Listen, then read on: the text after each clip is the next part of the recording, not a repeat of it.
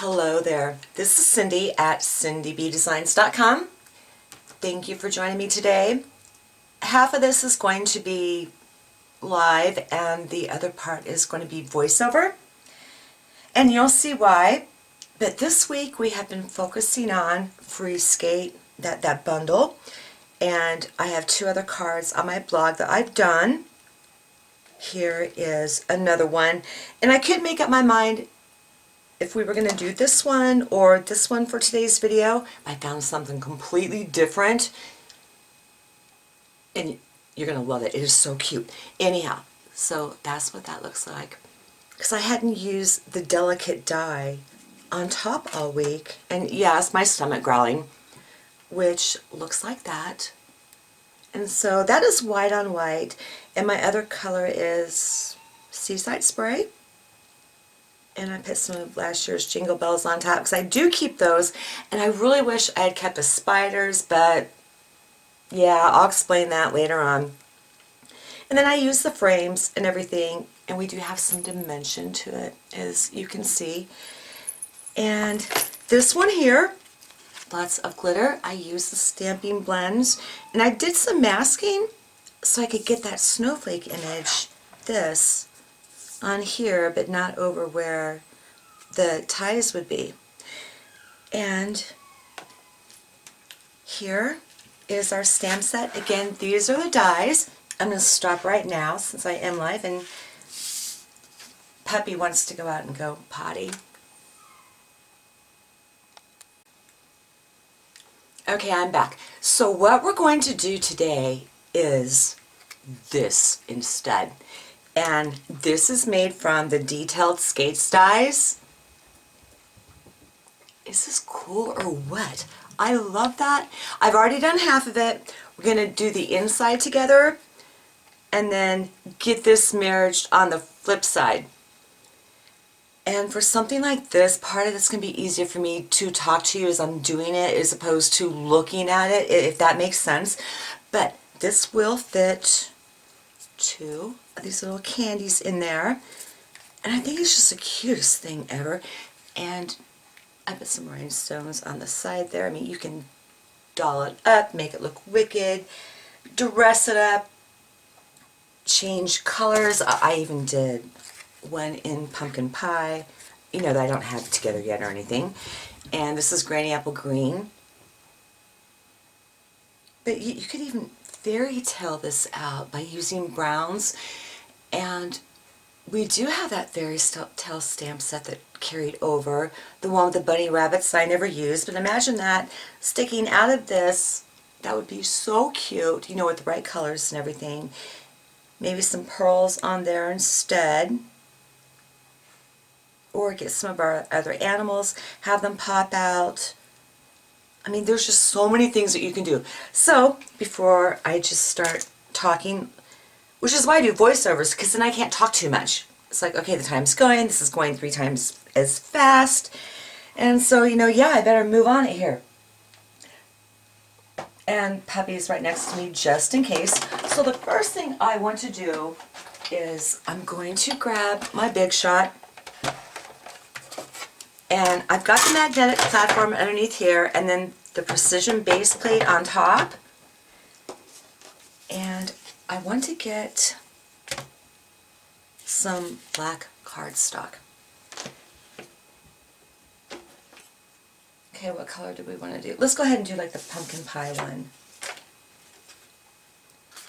So on the black cardstock, I'm going to put one skate. And on the pumpkin pie, I'm going to put this other one, you know, because we want to layer them on top. I'm going to put the top plate on, that's all I need.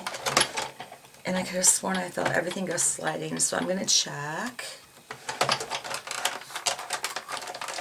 Now my Big Shot's calibrated kind of funky, not really funky. These plates aren't thick enough. And I really should pop a shim in there. I just haven't done it. I know that this one's going to pop out okay. Oh God, please, are you going to throw up? Okay, good job.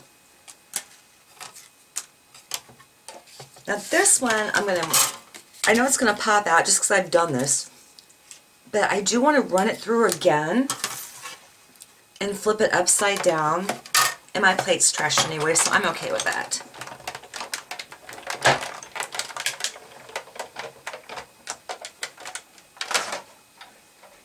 And am I done with that for now? Yeah. So we're going to go ahead and pop this out. And like no stamping today, nothing. We're just going to do this little shoe, or that boot. And I know that this is last year's model, but it still works. So I want to get all of this out. You know, it is pretty detailed. And when you do that, it makes it easier to pull it out as well without ripping into any of this. Wax paper is another idea, but see how easy that came out? And I'm going to get everything cleaned up here real quick.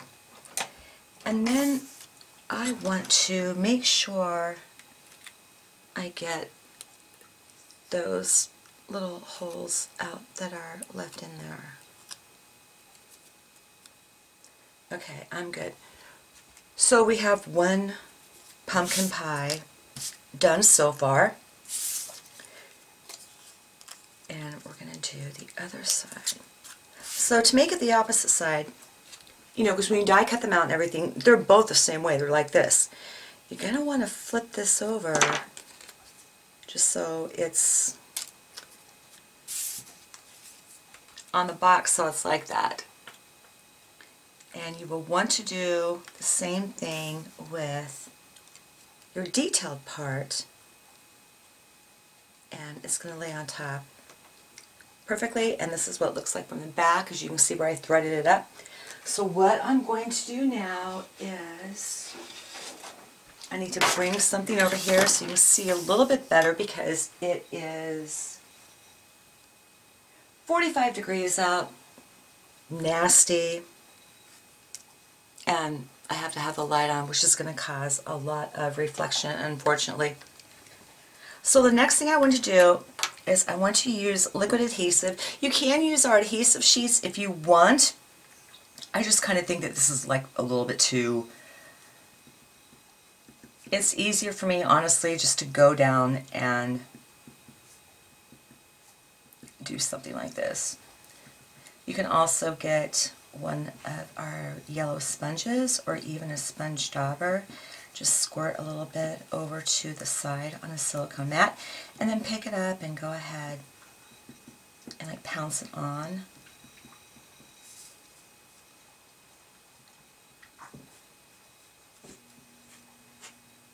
And I definitely like getting around the edges and some pretty significant spots over here just to keep everything down.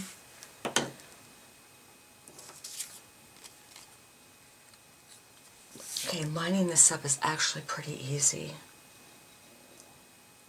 because it just fits right on top. And I make sure that the top's down pretty good. And I like, and this is why I prefer using the liquid adhesive, because I have, what are you doing, puppy? I have some wiggle room in here.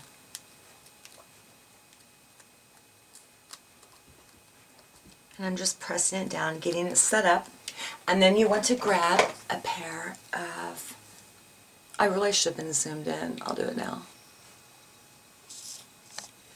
A pair of snips.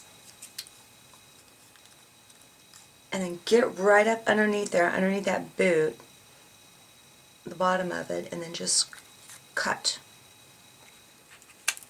And normally I just go all the way around, but I'm trying to remember I got this camera on.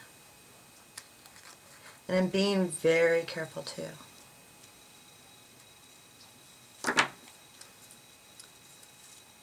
And there we go. So we have it turned into like a work boot, a witch's boot,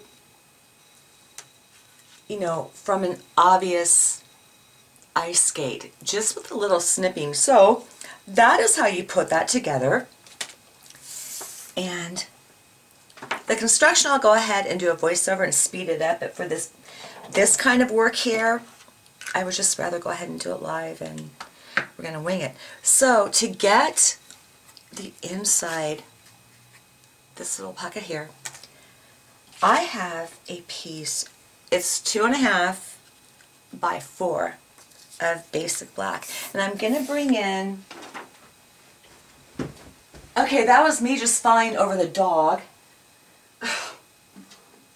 Anyhow, the stamping trimmer, you were underfoot, weren't you? I'm sorry. You poor girl. I'm going to go ahead and bring in the stamping trimmer, and it's a new one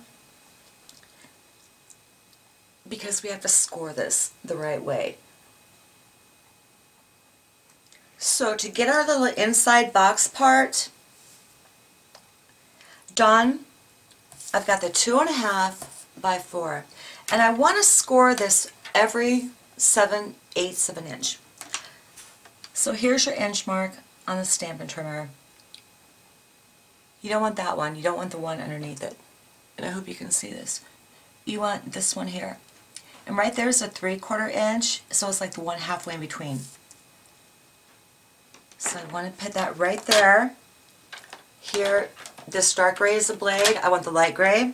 That's for score. So I'm going to get that scored. And with this new model, when you close the arm, it locks for you. So I am going to move this over to match these score lines up, 7/8 with 7/8, and then just give it another score. I'm going to move it over again. And I'm paying attention all the way around too, just making sure that everything feels right. And then one last one. And get that closed. Okay, we are good.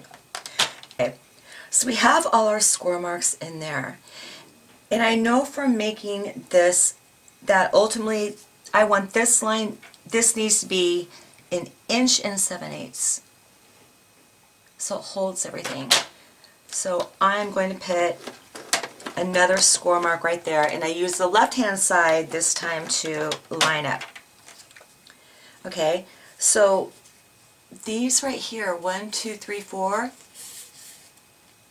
that's going to make your box. This is going to pull it all around, and this is how you're going to close it. Okay, now I'm going into voiceover mode. I'm going to speed it up just a little bit, and I wasn't planning on doing the voiceover until later, and so I'm acting like I'm still talking, so that's why it's going to look funky.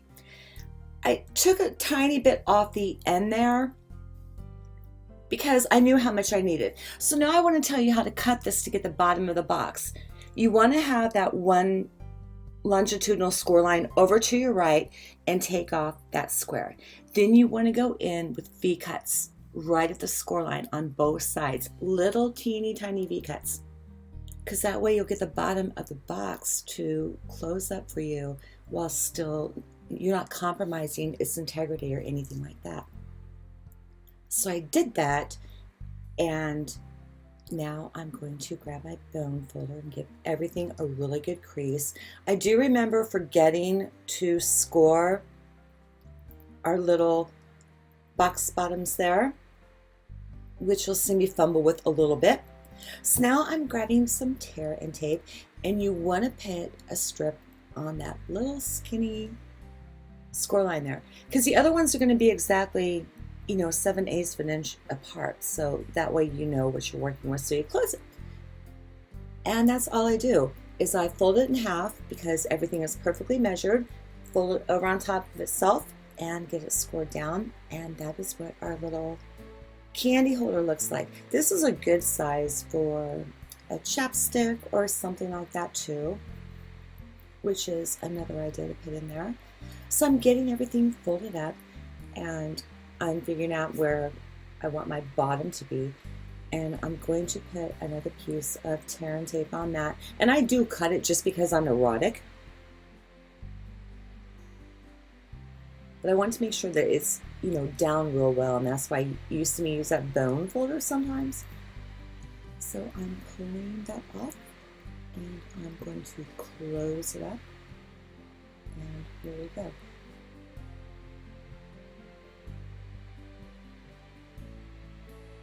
And now I'm bringing more tear and tape, and I'm going to put 2 strips on that side, and then I'm going to roll it over and put 2 more.